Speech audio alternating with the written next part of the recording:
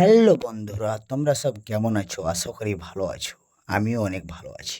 তো এই গাঁড় ফাটা গরমে একটা ছোট্ট ব্লগটা হচ্ছে একটা ছাগল নিয়ে। ছাগলটা ছিল আমাদের গ্রামের একটা চাচির। তো এই ছাগলটা খেয়ে নিয়েছিল অনেকগুলো চাল। সেই চাল খেয়ে গরমের দিনে হজম করতে পারেনি।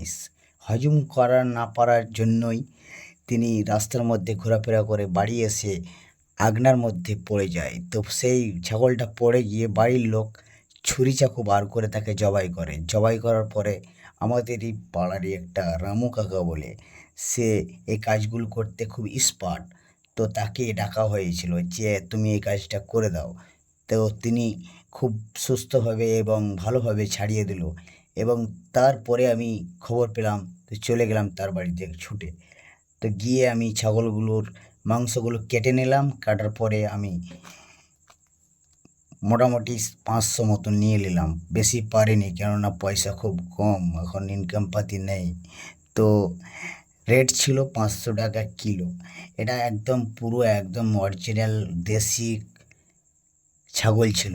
তো সেখানে অনেক চর্বি, ভালো ভালো জিনিস ছিল। তো যারা নিয়েছে তারা অনেক নাম করেছে যে এই ছাগলের মাংসটা খুবই ভালো ছিল।